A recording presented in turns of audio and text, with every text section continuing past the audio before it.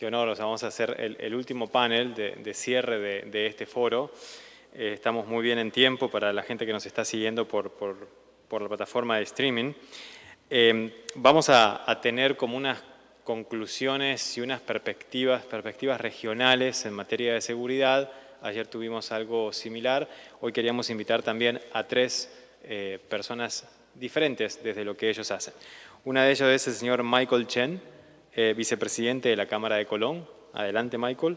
El señor Mauricio Vieira, él es el jefe de la Cátedra de Comercio Ilícito y Crimen Transnacional de la Organización para la Paz de las Naciones Unidas, Oficina Costa Rica.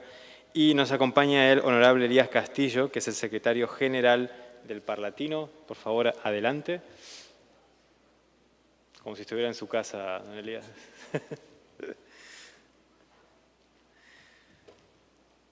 Lo que queremos ver es preguntarles a ustedes, en realidad, un poco la perspectiva regional en los temas de seguridad. Si toman asiento, por favor. Gracias, Mauricio.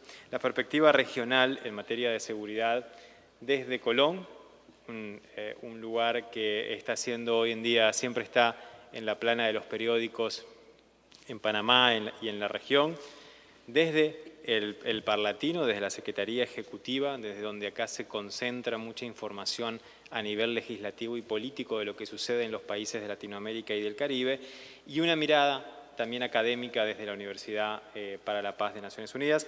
Así que para eso dejo primero las palabras a don Elías Castillo, secretario general del Parlatino. Don Elías.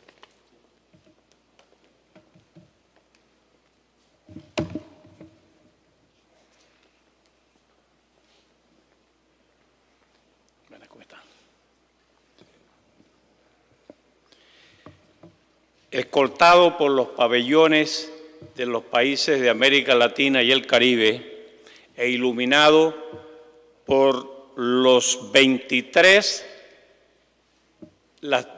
luminarias representativas de los 23 países integrantes del Parlamento Latinoamericano, saludo a todos los panelistas presencial y los que lo han hecho por la vía tecnológica.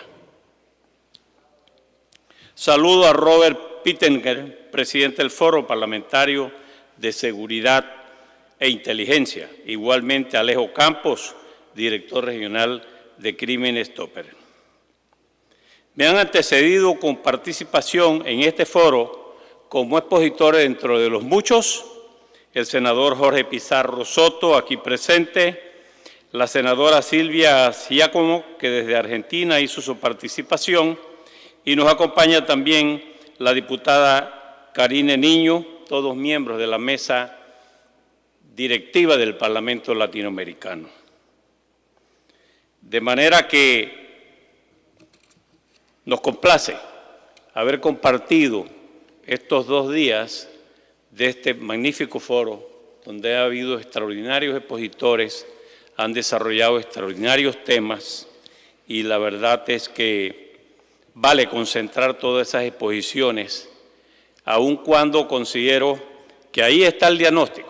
Aquí surge el diagnóstico, las sugerencias, pero por supuesto que entonces corresponderá a los gobiernos, a las instituciones, a los organismos, ejecutar todo ese análisis. El análisis está hecho, falta la efectividad de la puesta en práctica de todos estos diagnósticos.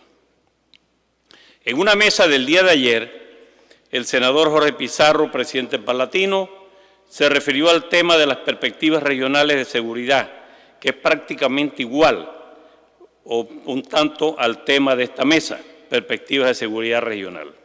Por ese motivo, además de reiterar lo expuesto por el senador Pizarro, haré algunos aportes adicionales, todo lo cual, al fin y al cabo, refleja una postura institucional. Es política institucional considerar los temas que tratan las comisiones interparlamentarias permanentes como transversales, con el fin de tener un enfoque integral de la realidad regional en todos sus aspectos. Así, los temas que trata la Comisión de Seguridad Ciudadana, Combate y Prevención al Narcotráfico, Terrorismo y Crimen Organizado, en todos los casos se comparten y en muchas ocasiones se tratan en reuniones conjuntas con otras comisiones. Un aspecto que tiene gran relevancia en todas las materias y particularmente en la promoción y preservación de la seguridad regional es el papel de los parlamentos nacionales y los organismos interparlamentarios. Al respecto, ratifico lo que sobre este importante asunto he expresado en otras reuniones y consta en documentos institucionales del Parlatino. Buena parte de las decisiones que van a ratificación de los parlamentos se han tomado en la esfera de la diplomacia tradicional, a través de embajadores y otros representantes diplomáticos en negociaciones bilaterales y multilaterales, en reuniones internacionales y en otras circunstancias varias. Todo ello por parte de los ejecutivos en los países. El parlamentario, como legítimo representante de la sociedad civil, no puede estar ausente en las discusiones de temas que tienen implicaciones en todos los aspectos de la vida de la sociedad. La función legislativa no es solo ratificatoria de las decisiones que toman los poderes ejecutivos, es esencialmente decisoria y fiscalizadora, y estas acciones no pueden realizarse sobre hechos consumados, implican una intensa participación en toda la fase del proceso y un permanente acompañamiento del mismo. Esto es diplomacia parlamentaria. Los parlamentos subregionales y regionales constituyen por sí mismos importantes foros de discusión y análisis de los principales problemas que aquejan a la sociedad y de las correspondientes medidas de acción. Corresponde a ellos propiciar espacios de diálogo intra e interregional, no solo con organismos similares, sino en general con todos los actores relevantes del proceso. En los tiempos actuales se impone la estructuración de nuevas modalidades de diálogo con la sociedad civil por parte de los parlamentos, los gobiernos y en general de los líderes políticos. El diálogo, como su nombre lo indica, quiere que haya un flujo recíproco de información, es decir, que las partes actúen alternativamente como receptoras y emisoras en esas comunicaciones. Tradicionalmente la sociedad civil ha tenido el carácter de oyente pasivo. Normalmente se ha limitado, o mejor ha sido limitada exógenamente al papel de ser informada de las actividades y asuntos del Estado, con frecuencia cuando las decisiones ya han sido tomadas e incluso cuando ya están en ejecución o han sido ejecutadas. Es necesario entonces mejorar los espacios, mecanismos, canales y procedimientos formales e informales establecidos para que este diálogo pueda darse en la forma indicada y crear otros nuevos a fin de garantizar que la sociedad civil y en diversos componentes puedan expresarse y que sus planteamientos sean escuchados y tomados en cuenta en todos los ámbitos de la gestión gubernamental. En el ámbito de la seguridad y el combate al crimen y la delincuencia, este aspecto fundamental de la posibilidad del ciudadano común poderse expresar es algo que promueve precisamente a Crime Stoppers. En lo que se refiere a la acción fiscalizadora, los parlamentos nacionales y las asociaciones parlamentarias deben crear instancias de acompañamiento y monitoreo del cumplimiento de los compromisos, recomendaciones y resoluciones que se adopten. Todos estos elementos son indispensables para la labor parlamentaria, sea efectiva en la promoción de la seguridad regional, la cual implica también y necesariamente el fortalecimiento de las asociaciones interparlamentarias subregionales y regional, como en el caso del Parlatino. Es de la mayor importancia avanzar hacia una armonización legislativa en materia de seguridad regional, lo cual abarca un sinnúmero de temas. A este respecto, el Parlatino cuenta y pone a disposición de todos los presentes dos documentos básicos que son lineamientos metodológicos para la realización de estudios de armonización legislativa y procedimiento para la elaboración, discusión y aprobación de proyectos de leyes que se encuentran en la página web del Parlatino. En este esfuerzo, la Comisión de Seguridad Ciudadana, Combate y Prevención al Narcotráfico, Terrorismo y Crimen Organizado, con el apoyo de los organismos internacionales con los que el Parlatino tiene alianzas estratégicas, ha producido 18 leyes modelo que pueden consultarse en nuestra página web parlatino.org. Si bien soy prácticamente el último a intervenir en este foro, no me corresponde la tarea de resumir lo tratado en el mismo. Eso se hará en la siguiente actividad. No obstante, deseo referirme a algunas de las muy importantes materias que se han tratado. El señor Piz de la Cuesta, agregado legal de la Embajada de los Estados Unidos en Panamá, se refirió a que el blanqueo de capitales es fundamental para el financiamiento del crimen organizado y que este blanqueo se apoya en la corrupción. Y por su parte, el señor Emanuel, de la Fundación para la Defensa de la Democracia, manifestó que el crimen organizado es transnacional y tiene múltiples redes que van desde relaciones familiares hasta otro tipo de asociaciones. Se vale del comercio, muchas veces legal o formal, para el blanqueo de dinero, así como de múltiples y complicadas transacciones que involucran a diversas personas, organismos legales e ilegales y países. Hay una convergencia tóxica entre crimen organizado y terrorismo. Hay una cadena y una interrelación estrecha entre el crimen organizado y prácticamente todo tipo de delitos. Todo esto es favorecido por la corrupción que además le resta recursos al Estado y le causa graves daños a los gobiernos y a su función de promover el desarrollo integral. Otros asuntos de la mayor importancia al que se refirieron varios expositores, principalmente en las mesas sobre financiamiento ilícito, sobre inversiones extranjeras adversas y sobre extinción del dominio, se refieren precisamente a esas nocivas prácticas que están interrelacionadas, son parte del crimen transnacional y están asociadas al tráfico de drogas, al tráfico de armas y de personas, al terrorismo y al lavado de dinero. Dichos flagelos requieren de interlocutores útiles en los países. Esto configura claramente otros casos de corrupción.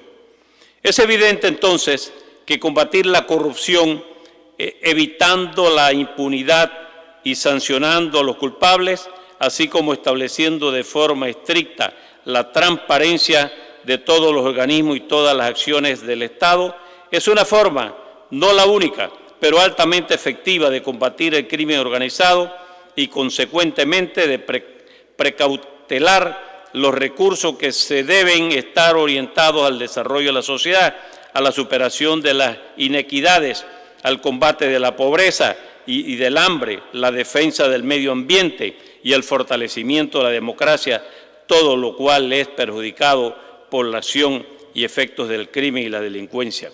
Y cuando hablo de democracia, tengo que referirme que democracia no solo son procesos electorales, democracia es mucho más que eso. En América Latina ahora se está dando una serie de elecciones en nuestros países, pero no necesariamente legaliza o afianza la fortaleza de la democracia. Es la separación de poderes, es el respeto a la institucionalidad. Todos son aspectos. Y en ese campo el Parlamento latinoamericano cumple una labor porque siempre señalamos que no hay democracia sin Parlamento. Un elemento que se mencionó en varias intervenciones es la necesaria cooperación entre los Estados para el combate al crimen organizado y en general a la delincuencia y en todas sus manifestaciones. Sin embargo, puede perjudicar ese esfuerzo el hecho de que uno o más países se atribuyen el derecho a jugar e incluso a otros países por cualquier razón que sea. No existe ningún organismo o foro internacional en el que los países del mundo le hayan otorgado a uno o más estados esa atribución. Estas situaciones, de hecho, existen pero no amparadas en el derecho internacional. sino ejercidas unilateralmente con base en una superioridad económica o militar, y en circunstancias de que esos países también tienen actores importantes y consecuentemente responsabilidades en materia de crimen y delincuencia en general. Se exceptúa del caso a las Naciones Unidas, que en el capítulo 7 de la Carta de las Naciones Unidas establece la acción en caso de amenazas a la paz, quebrantamientos de la paz o actos de agresión, pero es una situación diferente, especialmente en cuanto a las causas: amenazas a la paz, quebrantamiento de la paz u actos de agresión y los procedimientos, decisiones del Consejo de Seguridad. Se recuerda que el capítulo 5 de la Carta establece que el Consejo de Seguridad se compondrá de 15 miembros, 5 permanentes y 10 no permanentes, y que las cuestiones que no sean de procedimiento, todas las demás, serán tomadas por el voto afirmativo de 9 miembros, incluso votos afirmativos en todos los miembros permanentes.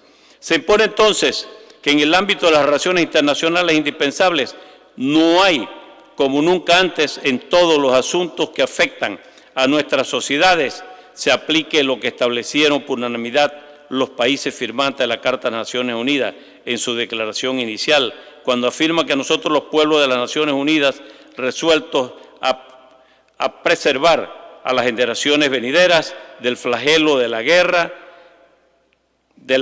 que 2 veces durante nuestra vida ha infligido a la humanidad sufrimientos indecibles, a reafirmar la fe en los derechos fundamentales del ser humano, en la dignidad y el valor de la persona humana, en la igualdad de derechos de hombres y mujeres y de las naciones grandes y pequeñas, a crear condiciones bajo las cuales pueda mantenerse la justicia y el respeto a las obligaciones emanadas de los tratados y de otras fuentes de derecho internacional, a promover el progreso social y a elevar el nivel de vida dentro de un concepto más amplio de la libertad. Ya termino, amigo de Leo.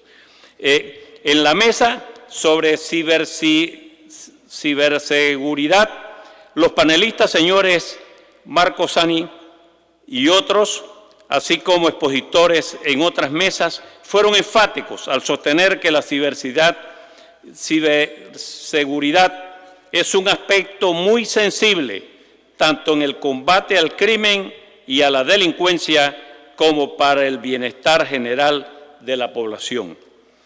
Como ya mencioné, el Palatino considera este tema como transversal en las diferentes materias que tratan sus comisiones y lo ha tratado en diversas ocasiones, por ejemplo, por parte de la Comisión de Seguridad Ciudadana, Combate y Prevención al Narcotráfico, Terrorismo y Crimen Organizado, en su reunión virtual de julio de 2020, con apoyo del Centro de Estudios Internacionales, el Centro de Estudios Internacionales Gilberto Bosques del Senado de México.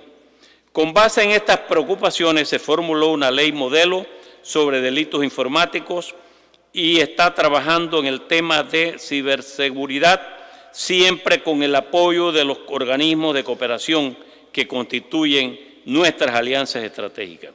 Lógicamente, que es mucho lo que puede decirse en materia de seguridad regional. Importantes aspectos han sido abordados en las conferencias y paneles que se han realizado en este foro. Dada la extensión del tema y las limitaciones de tiempo para una exposición de esa naturaleza, he preferido concentrarme en los aspectos del fundamental papel legislativo que esa tarea y algunos temas tratados en el foro. Y agregamos de que el Parlamento Latinoamericano presenta 18 leyes modelos que están a disposición de los congresos nacionales. Algunas ya se han tomado y se han convertido en legislaciones de los países de la región, miembros del Parlamento Latinoamericano. Y finalmente ayer, Severino Mejía, un gran expositor en el tema, igual el ministro de Seguridad, hicieron referencia a Panamá. Y yo quiero, como panameño, que me permitan un solo alto con relación al tema de la droga. Panamá no cultiva plantaciones de coca. Panamá no tiene laboratorio ni procesa la cocaína. Panamá no transita la cocaína. Panamá combate, como se presentó ayer, esas cifras por parte de Severino Mejía, la captura de miles de toneladas de droga a través de los años. Es decir, Panamá colabora en el combate. Mi pregunta es, la que se escapa por otras rutas que no sea la de Panamá, ¿dónde se mercadea? ¿Quiénes la mercadean? ¿Cuánto capital o dinero genera? ¿Qué controles se tiene sobre esos dineros? Porque nunca escucho. Esa droga muchas veces transita hacia el norte, hacia Europa, hacia el Asia, pero no escucho los rudos golpes que se dan en todos estos países donde llega ese flagelo de la muerte. Entonces, esa es una pregunta que tenemos que hacernos y por eso yo quiero señalar enfáticamente que Panamá no es tolerante, no es cómplice y todo lo contrario, combate el crimen organizado en todas sus facetas. Así que muchísimas gracias por su atención.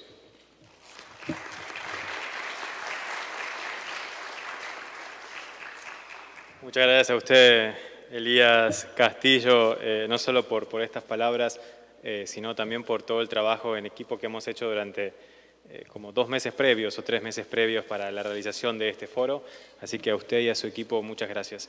Rescato 2 cosas principales de sus palabras, que casi que las voy a considerar como palabras de cierre, porque ha hecho una puesta a punto interesante de los temas conversados, pero las 18 leyes modelo que el Parlatino de alguna forma pone a disposición en su sitio web para todos los presentes, para todos los países que están acá presentes y para todas las personas que nos están siguiendo por streaming, creo que es un aporte concreto al foro de inteligencia y de seguridad porque son 18 leyes modelos sobre este tema que están aprobadas por el Parlatino, que están vigentes, que se están trabajando y que pueden ser una fuente de inspiración legislativa no solo para Latinoamérica, sino también para muchos otros países, muchas otras regiones y para también muchos otros parlamentos similares al Parlatino que hay en otras partes del mundo. Y lo segundo que rescato en números son las 23 luces. Gracias, porque pasé 2 días contándolas y trataba de hacer ahí un match con algo. Muchas gracias.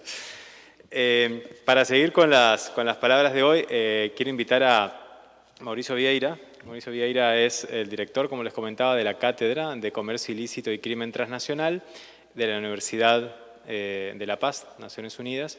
Y lo interesante es que la cátedra nace en respuesta a la ley modelo parlatino de comercio ilícito, donde en una parte, la ley específicamente dice, la creación, el fortalecimiento de la parte académica en el tema, que es fundamental, y varias organizaciones hicimos un esfuerzo para generar esta cátedra dentro de la universidad con base en la ley modelo. Así que también, senador Pizarro y Elías Castillo, y también a la diputada de Costa Rica de la mesa del Parlatino, que sepan que ya hay instancias concretas de materialización de esta ley modelo en la región. Y una de ellas es de lo que nos va a hablar Mauricio ahora. Adelante.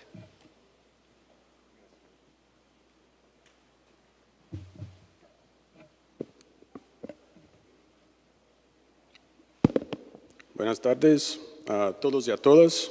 Es un gusto saludarles.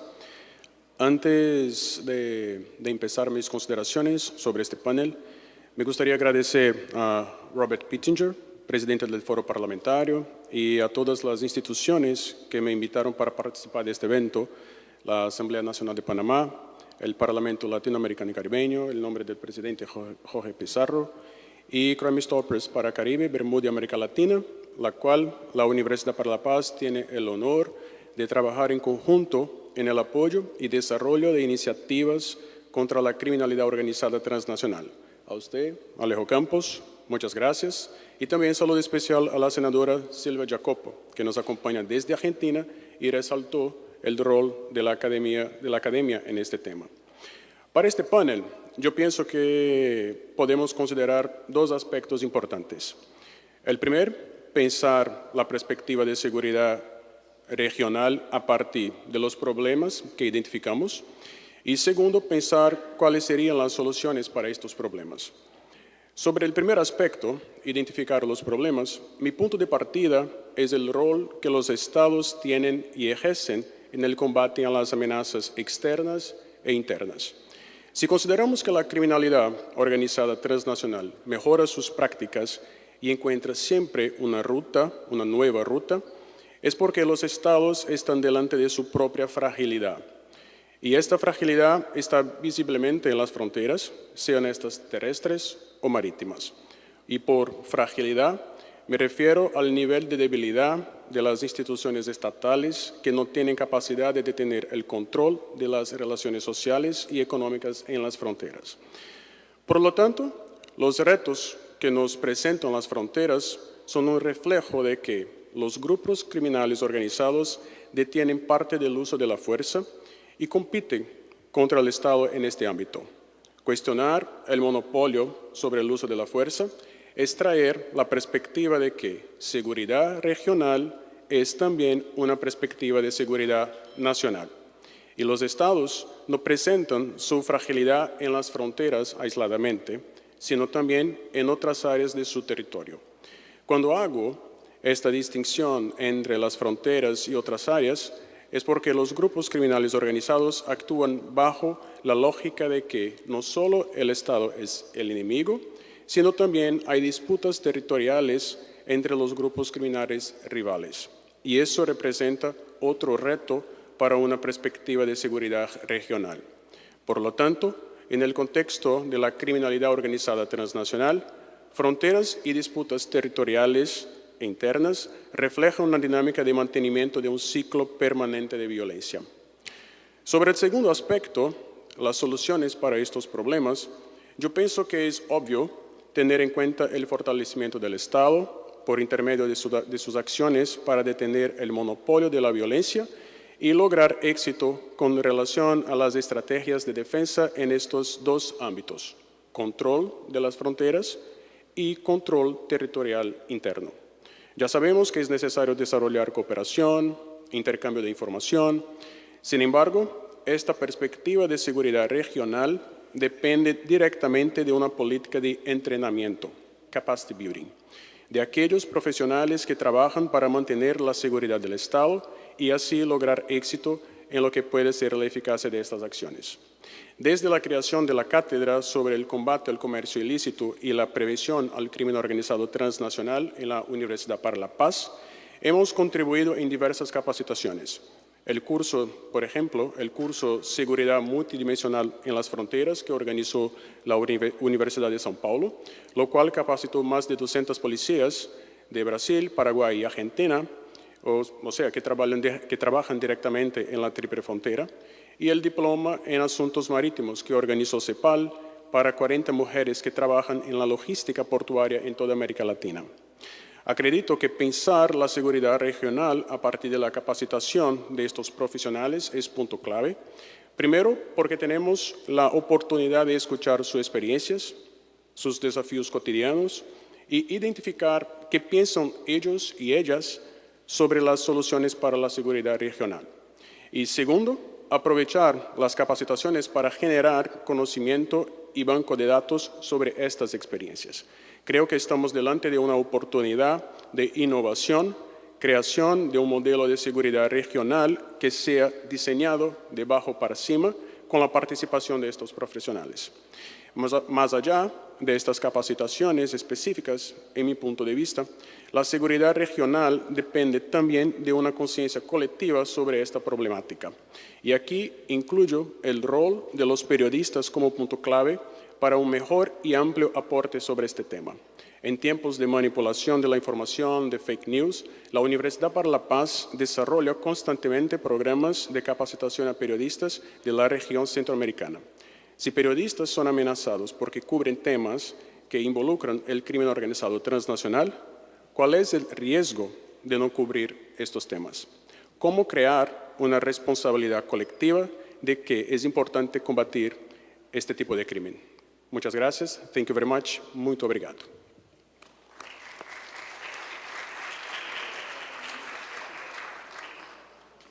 Muchas gracias, Mauricio. Gracias también por la cooperación que tenemos día a día con la universidad en todos estos temas.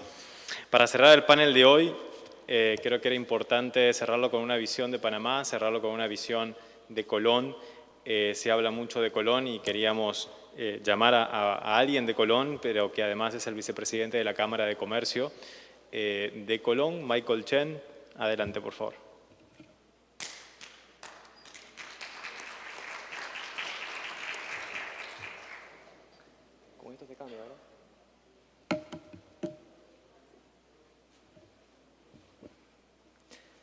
Señoras y señores, ha sido un día extremadamente largo. He podido ver a todos los panelistas de ayer y de hoy presentar. Y les voy a ser honesto, estoy un poco asustado. Siento que a mí me hace falta algo. Me veo al espejo y a mí me hace falta cabello blanco.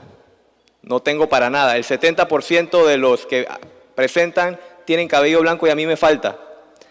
Congresista Pittenger y Alejo, gracias por incluir en este importante evento a una voz joven de mi país, Panamá, a una voz joven de Latinoamérica. Voy a hablar en inglés, así que si utilizan el aparato traductor, les recomiendo que se lo pongan. Good afternoon. Buenas tardes.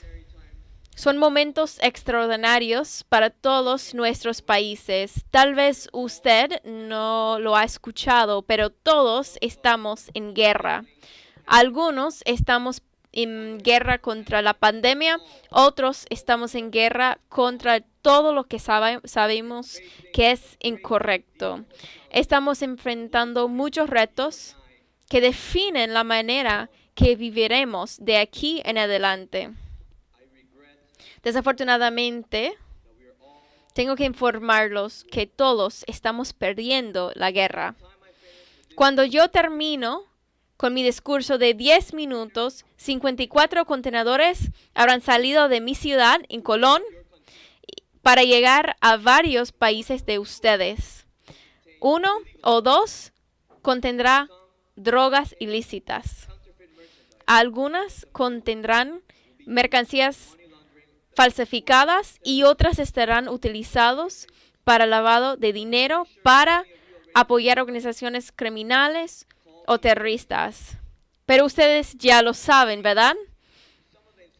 Me pueden decir loco, pero si deseamos cambiar la inseguridad en nuestros países, comiencen, por favor, ayudándome a cambiar a Colón. ¿Por qué? Es una respuesta sencilla. La mayoría de los productos de Latinoamérica pasan por Colón, específicamente por sus puertos y sus zonas libres. Muchos consideran que esa ciudad, mi ciudad, es la segunda más importante de Panamá, pero para mí eso no tiene sentido. Hoy traje conmigo una foto que deseo compartir con ustedes. Eso es una foto de mi ciudad. La ciudad donde nací, donde me criaron.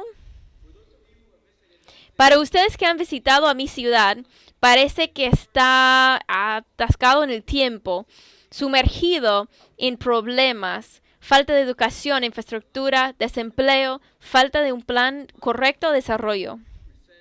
Mi ciudad presenta los mismos patrones de todas las ciudades portuarias de América, donde establece el crimen organizado, y COVID-19 ha empeorado hasta más la situación.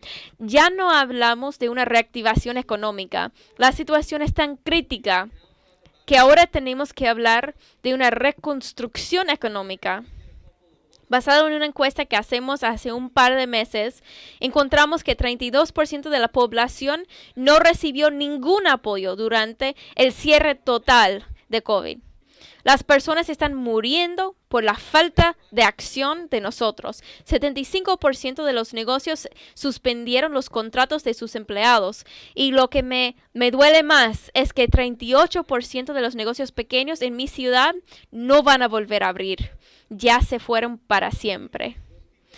¿Y qué van a hacer esas personas ¿Qué van a hacer esas personas que han perdido su trabajo, han perdido sus negocios?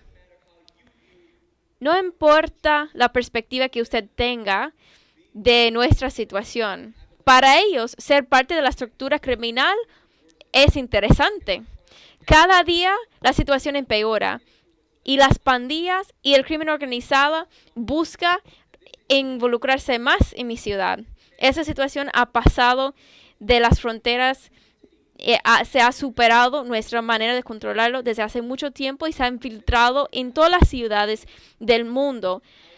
Mi país siempre es un tema en todos los foros de seguridad y por eso estoy aquí con ustedes, porque estoy preocupado con el camino que está tomando mi ciudad. Quiero que ustedes se concientizan y que tomen acción. No solamente el gobierno, pero todas las personas individuales que tienen la capacidad de hacer un cambio al nivel local y al nivel internacional. Usted lo sabe, usted sabe que no se ha hecho suficiente para pelear en contra del contrabando, la corrupción, lavado de dinero, todas esas actividades ilícitas. Yo soy creyente de que el cambio sí es posible, pero tenemos que atacar el problema a sus raíces, desmantelar la estructura logística de crimen organizado en Colón y detener el comercio ilícito en nuestra región. O lo hacemos de la manera correcta o seguimos entregando lo que queda a la inseguridad. Yo sé lo que están pensando. Más fácil decirlo que hacerlo. Es verdad. Pero también es verdad que todo requiere esfuerzo y compromiso. Ahora no podemos esperar que pase el tiempo y no hacer nada. Llevamos años haciendo eso. El senador Cassidy lo dijo ayer. Necesitamos soluciones ya. Y no quiero perder el tiempo de ustedes. Quiero ser proactivo. Quiero proponer 3 soluciones que darían un alivio inmediato a nuestro sufrimiento. Solución número 1. Tenemos que crear un comité de seguridad para Colón. Actualmente todos están trabajando de manera independiente. Nadie entiende que para contraactuar el crimen organizado tenemos que trabajar en equipo. Y eso no es solamente por parte del gobierno. Nuestros gobiernos en todos los países no van a tener los recursos para transformar las ciudades. Un cambio verdadero y sostenible tiene que ser un trabajo en conjunto entre el gobierno, el sector privado y la comunidad internacional. El agente FBI, Peter de la Cuesta, lo dijo ayer. Cooperación internacional y trabajo en equipo es clave. Si dejamos la seguridad a un jugador, abrimos la puerta a la corrupción. Supervisión es clave. Ahora que tenemos un enfoque unificado, con un comité de seguridad unificado y multidimensional, llevamos a la segunda solución. El bienestar de nuestros ciudadanos. Yo he escuchado a todos los potentes de ese foro y muy pocos han hablado de la educación. La seguridad no solamente se trata de reaccionar a ciberataques o otros ataques físicos. La seguridad es tener un plan, cómo educar a la población. La educación es clave. Nunca olviden que los problemas no se resuelven militarizando a las ciudades, sino por la educación. ¿Qué vale la pena si cuando ustedes se van, ya regresan los problemas? ¿Cuál es el punto de todo ese esfuerzo si no hemos educado a las personas acerca de qué está bien y qué no? Necesitamos educación para informar a las nuevas generaciones acerca de las repercusiones de esas actividades ilícitas. La mayoría de los niños y niñas en mi ciudad crecen en comunidades donde una afiliación a una pandilla es su único escape, su única manera de hacerse alguien. La tercera solución sería la tecnología. Esa palabra lo significa todo y Jeffrey Cooper lo dijo ayer.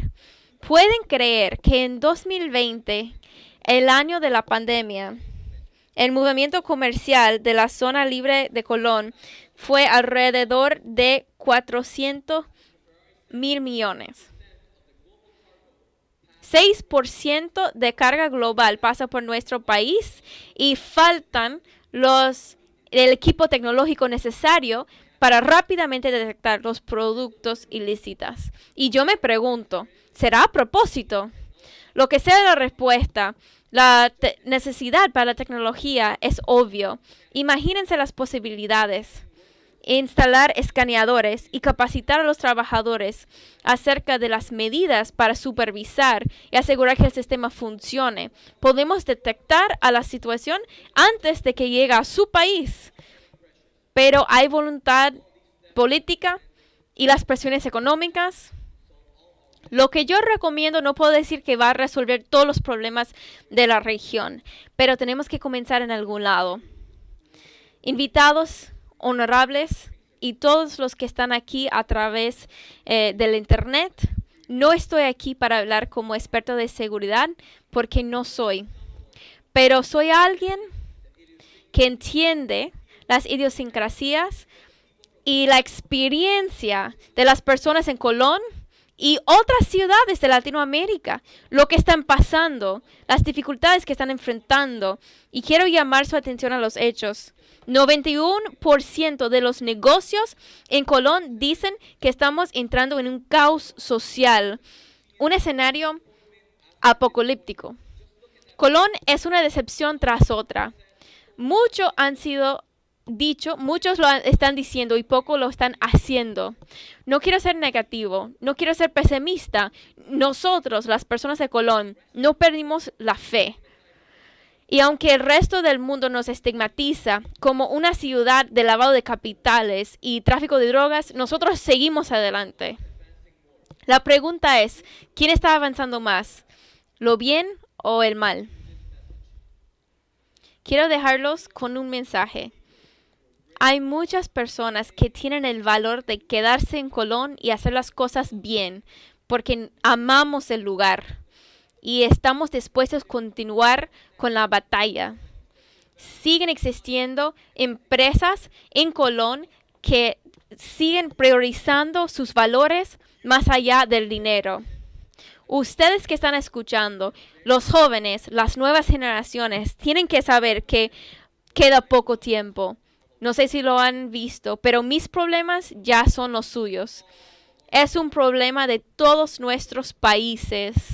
Recuerden que el bienestar económico de nuestra región depende de que cada uno asume parte de la carga. Donde usted esté, hay que despertarse y hacer un cambio. Si no somos nosotros, ¿quién? Si no es ahora, ¿cuándo?